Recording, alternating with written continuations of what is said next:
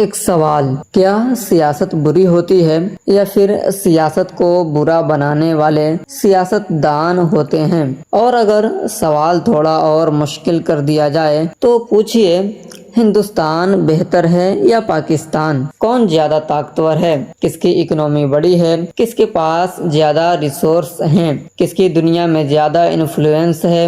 لیکن اگر ہم ان سوالوں کا جواب صرف جھنڈے، سرحد، فوج اور نعروں سے دینے لگیں تو شاید ہم اصلی سوال سے دور چلے جائیں گے، کیونکہ کسی ملک کی گریٹنیس صرف اس بات سے طے نہیں ہوتی کہ اس کے پاس کتنے ہتھیار ہیں۔ اصل سوال ہے، اس ملک کا عام انسان کتنا محفوظ ہے، اس کے بچے کیسی تعلیم حاصل کر رہے ہیں، نوجوانوں کے پاس جابس ہیں یا نہیں، غریب آدمی کو انصاف ملتا ہے یا نہیں، اور سب سے اہم، کیا حکومت اپنے لوگوں کی زندگی بہتر بنا رہی ہے؟ آج کی ڈاکومنٹری میں ہم ہندوستان اور پاکستان کو کسی ایک کو ونر گھوشت کرنے کے لیے نہیں دیکھیں گے، بلکہ کوشش کریں گے سمجھنے کی کہ دونوں ملکوں کی کہانی کہاں سے شروع ہوئی، سیاست کا اصل مطلب کیا ہے، سیاست دان مہان کب بنتا ہے، اور آخر ملک بڑا ہوتا ہے یا اس کے لوگوں کی زندگی۔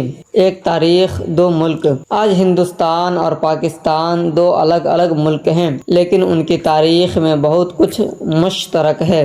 سن 1947 سے پہلے یہ علاقہ برٹش ہندوستان کا حصہ تھا۔ پھر آیا پارٹیشن، ایک ایسا دور جس نے کروڑوں لوگوں کی زندگی بدل دی، سرحدیں کھینچی گئیں، لوگوں نے اپنے گھر چھوڑے، پریوار بچھڑ گئے، اور ایک ایسی انسانی ٹریجڈی سامنے آئی جس کی یاد آج بھی دونوں طرف موجود ہے۔ لیکن یہاں ایک بہت امپورٹنٹ بات ہے، ہمیں تاریخ کو صرف ہم صحیح تھے، وہ غلط تھے کہ چشمے سے نہیں دیکھنا چاہیے، کیونکہ اتہاس اتنا سمپل نہیں ہوتا، اس میں سیاست بھی ہوتی ہے، ڈر بھی ہوتا ہے، مذہبی پہچان بھی ہوتی ہے، اوپنیویشک حکومت کی پالیسیز بھی ہوتی ہیں، اور عام انسان کی مجبوریاں بھی۔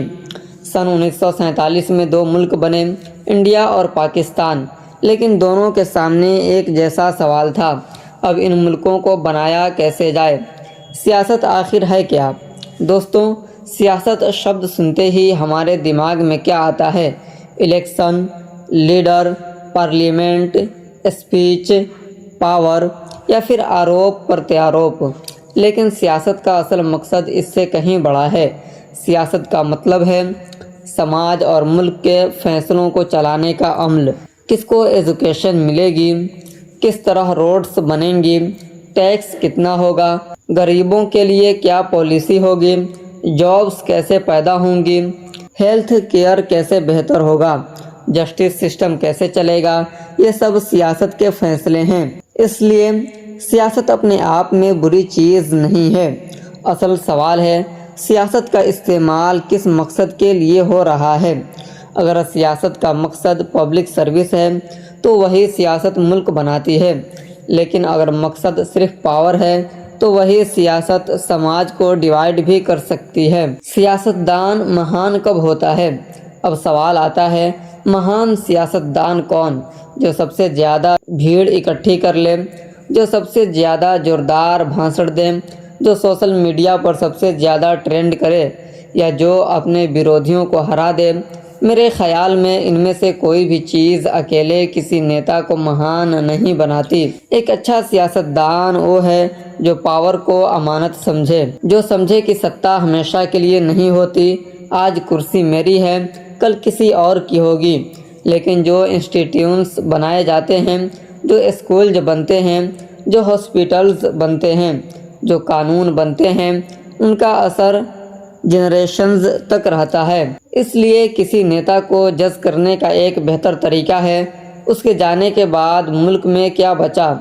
صرف پوسٹرز یا مضبوط انسٹیٹیوشن، صرف سلوگنز یا بہتر اسکول، صرف اسپیچز یا بہتر جابس؟ اب بات کرتے ہیں ہندوستان کی۔ انڈیا آج دنیا کی بڑی اکنومیز میں شامل ہے۔ ورلڈ بینک کے مطابق 2024 میں انڈیا کا جی ڈی پی لگ بھگ 3.91 ٹریلین US تھا، اور real G D P growth 6.5% رہی۔ वर्ल्ड बैंक इंडिया की तेज इकोनॉमिक ग्रोथ, इंफ्रास्ट्रक्चर और बेसिक सर्विस में प्रोग्रेस को भी हाईलाइट करता है। लेकिन डॉक्यूमेंट्री का मकसद सिर्फ अच्छी बातें गिनाना नहीं है, क्योंकि हर मुल्क की कहानी में अचीवमेंट्स भी होती हैं और चैलेंजेस भी। इंडिया ने technology, digital service, infrastructure, manufacturing और कई दूसरे क्षेत्रों में बड़ी प्रोग्रेस की है। लेकिन क्या हर भारतीय की ज़िंदगी एक जैसी बेहतर हुई? नहीं, देश बहुत बड़ा है, इसलिए डेवलपमेंट की तस्वीर भी अनवियन है। कहीं शानदार इंफ्रास्ट्रक्चर है तो कहीं बेसिक सुविधाओं की कमी, कहीं हाई क्वालिटी एजुकेशन है तो कहीं स्कूल तक पहुंचना ही मुश्किल है। यानी इंडिया की कहानी सिर्फ सक्सेस स्टोरी नहीं है, ये एक ऐसी जर्नी है जिसमें अचीवमेंट भी है और अनफिनिश्ड वर्क भी। एक इम्पोर्टेंट आंकड़ा, वर्ल्ड बैंक के अवेलेबल डाटा के मुताबिक 2024 में इंडिया की लाइफ एक्सपेक्टेंसी करीब 72 साल थी और 2024 में जीडीपी लगभग 3.91 ट्रिलियन डॉलर्स था। लेकिन जीडीपी का बड़ा होना ऑटोमेटिकली ये साबित नहीं करता कि हर सिटीजन खुशहाल है। क्यों? क्योंकि जीडीपी पूरे मुल्क की इकोनॉमिक एक्टिविटी का एक मेजर है। आम आदमी की क्वालिटी ऑफ लाइफ अलग सवाल है। दोस्तों, अब बात करते हैं पाकिस्तान की। पाकिस्तान की कहानी को भी सिर्फ क्राइसिस की कहानी बनाकर देखना सही नहीं होगा। वहाँ भी बड़े शहर हैं, इंडस्ट्रीज़ हैं, एग्रीकल्चर है, टेक्नोलॉजी सेक्टर है, एक यंग पॉपुलेशन है, कल्चर, लिटरेचर, स्पोर्ट्स और एंटरप्रेन्योरशिप की अपनी मजबूत परंपरा है। वर्ल्ड बैंक के मुताबिक पाकिस्तान की पॉपुलेशन का बड़ा हिस्सा यंग है। आधे से ज़्यादा लोग 25 साल से कम उम्र के हैं। यह एक तरफ चैलेंज है, लेकिन दूसरी तरफ बहुत बड़ी अपॉर्चुनिटी भी है। लेकिन पाकिस्तान को सीरियस इकोनॉमिक और ह्यूमन डेवलपमेंट चैलेंजेस का भी सामना करना पड़ा है। वर्ल्ड बैंक के रिसर्च असेसमेंट के मुताबिक पाकिस्तान में poverty, education, health, informal employment और पब्लिक सर्विस से जुड़े बड़े चैलेंजेस हैं। 2025 के वर्ल्ड बैंक डाटा के मुताबिक पाकिस्तान की इकोनॉमी में स्टेबलाइजेशन के कुछ संकेत दिखाई दिए और FY25 में रियल जीडीपी ग्रोथ लगभग 3% रही। लेकिन बैंक ने स्ट्रक्चरल रिफॉर्म्स की ज़रूरत पर भी जोर दिया। तो क्या इसका मतलब है कि पाकिस्तान ख़त्म हो गया? नहीं, बिल्कुल नहीं। एक मुल्क की मुश्किलें उसकी अंतिम किस्मत नहीं होती। अगर इंस्टीट्यूशंस मजबूत हों, एजुकेशन बेहतर हो, जॉब्स पैदा हों और पॉलिसीज़ लगातार चलें तो मुल्क अपनी डायरेक्शन बदल सकता है। असली मुकाबला। अब मैं दोनों मुल्कों से एक सवाल पूछना चाहता हूँ। अगर इंडिया और पाकिस्तान को सच में महान बनना है तो सबसे बड़ा इन्वेस्टमेंट कहाँ होना चाहिए? एजुकेशन में, क्योंकि एक एजुकेटेड सोसाइटी सिर्फ नौकरी नहीं करती, वो सवाल पूछती है, वो बेहतर इंस्टीट्यूशंस मांगती है, वो प्रोपेगेंडा और इंफॉर्मेशन के बीच फ़र्क करना सीखती है, वो अपने राइट्स समझती है और सबसे अहम, वो अपने बच्चों का फ्यूचर बदलती है।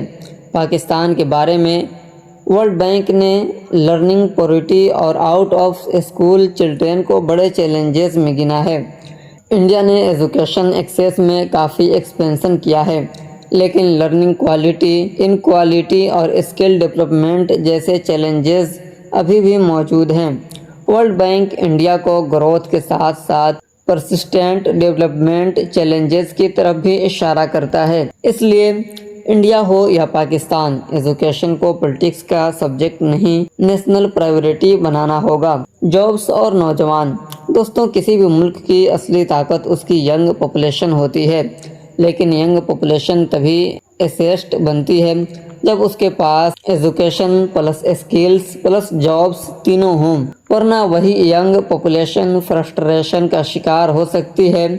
पाकिस्तान में वर्ल्ड बैंक ने यूथ और वुमेन की लेबर फोर्स पार्टिसिपेशन और इनफॉर्मल एम्प्लॉयमेंट को मेजर चैलेंजेस में गिना है। इंडिया के सामने भी एक बड़ा सवाल है, क्या इकोनॉमिक ग्रोथ इतनी क्वालिटी जॉब्स पैदा कर रही है कि آنے والی بڑی ورکنگ ایج پاپولیشن کو پریاپت اوسر مل سکیں۔ یہی اصلی پالیسی چیلنجز ہے، اور یہیں سے ہمیں سمجھ آتا ہے سیاست صرف الیکشن جیتنے کا نام نہیں ہے۔ سیاست کا اصلی امتحان ہے ایک نوجوان کے ہاتھ میں ڈگری کے بعد اپرچونٹی آتی ہے یا نہیں۔ اب آتے ہیں سب سے امپورٹنٹ پوائنٹ پر۔ انسٹیٹیوشنز۔ کسی بھی ملک کی مضبوطی صرف ایک لیڈر پر ڈیپینڈ نہیں کرنی چاہیے۔ اگر ایک لیڈر اچھا ہے تو سسٹم اچھا چلے، اور لیڈر بدلتے ہی سسٹم خراب ہو جائے تو یہ سسٹینیبل ماڈل نہیں ہے۔ ایک اسٹرانگ کنٹری وہ ہوتا ہے جہاں کورٹس کام کریں، پارلیمنٹ کام کرے، میڈیا سوال پوچھ سکے، سول انسٹیٹیوشنز مضبوط ہوں، اور قانون پرسنالٹیز سے اوپر ہو۔ یہی وجہ ہے کہ کسی ملک کی گریٹنیس کو صرف اس کے کرنٹ لیڈر سے میجر کرنا صحیح نہیں ہے۔ لیڈر آتے جاتے رہتے ہیں، لیکن انسٹیٹیوشنز اگر مضبوط ہوں تو ملک چلتا رہتا ہے۔ اب ایک سینسیٹیو سوال، کیا انڈیا اور پاکستان کے عام لوگ ایک دوسرے کے دشمن ہیں؟ میری نظر میں عام آدمی کی زندگی کو دیکھیں تو تصویر اتنی سمپل نہیں ہے۔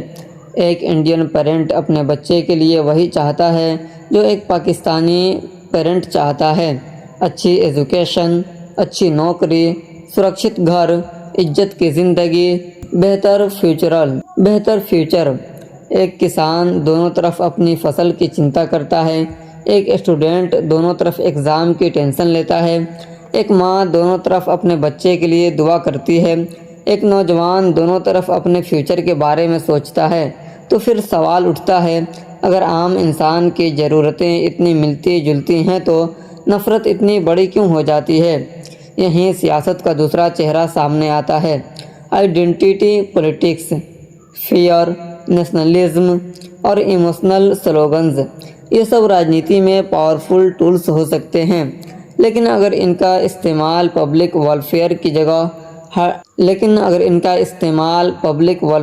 جگہ ہیٹریٹ پیدا کرنے کے لیے ہونے لگے تو نقصان عام لوگوں کا ہوتا ہے۔ تو پھر مہان کون؟ اب واپس آتے ہیں اپنے اوریجنل سوال پر: ہندوستان مہان یا پاکستان مہان؟ میری ڈاکومنٹری کا جواب شاید آپ کو تھوڑا الگ لگے۔ میں کسی ایک کو ونر گھوشت نہیں کروں گا، کیونکہ ملک کوئی کرکٹ میچ نہیں ہے کہ ایک جیتا اور دوسرا ہار گیا۔ انڈیا کی اپنی اسٹرینگتھ ہیں، پاکستان کی اپنی اسٹرینگتھس ہیں، دونوں کی اپنی کمیاں ہیں، دونوں کے سامنے اپنے چیلنجز ہیں۔ لیکن آپ اگر پوچھیں مہان ملک کی پہچان کیا ہے، تو میرا جواب ہوگا: جہاں بچہ ایجوکیشن پا سکے، جہاں نوجوان کو اپرچونٹی ملے، جہاں غریب کو انصاف ملے، جہاں مہیلا سرکشت محسوس کرے، جہاں انسٹیٹیوشنز مضبوط ہوں، جہاں سرکار سے سوال پوچھنا دشمنی نہ سمجھا جائے، اور جہاں پیٹریوٹزم کا مطلب صرف دوسرے ملک سے نفرت کرنا نہ ہو۔ تو دوستوں، آج ہم نے ایک سوال سے شروعات کی تھی: سیاست بری یا سیاستدان؟ اور شاید اب جواب تھوڑا صاف ہے: سیاست بری نہیں ہے، سیاست ایک ذمہ داری ہے، لیکن جب پاور سروس کی جگہ ایمبیشن بن جائے، جب آئیڈیالوجی انسانیت سے اوپر ہو جائے، جب الیکشن پبلک ویلفیئر سے بڑا ہو جائے، اور جب نیتا ملک سے اوپر خود کو سمجھنے لگے، تب سیاست نقصان دہ بن جاتی ہے۔ اور مہان سیاستدان وہ نہیں جو صرف اپنے سمرتھکوں کو خوش کرے، مہان وہ ہے جو اپنے بیرودھیوں کے ادھیکاروں کی بھی حفاظت کرے، جو انسٹیٹیوشنز کو مضبوط کرے، جو آنے والی نسلوں کے بارے میں سوچے، اور جو اپنے دیش کو صرف پاورفل نہیں بلکہ پروسپیریس، ایجوکیٹڈ اور انصاف پسند بنائے۔ میں آپ سے صرف ایک سوال پوچھنا چاہتا ہوں: آپ کے لیے مہان ملک کون سا ہے؟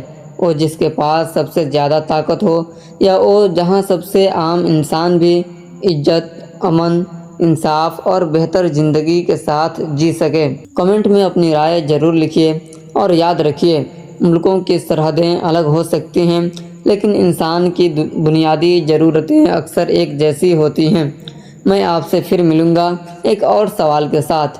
تب تک کے لیے خود بھی سوچیے، اور یہ ویڈیو شیئر کر کے دوسروں کو بھی سوچنے کا موقع دیجیے۔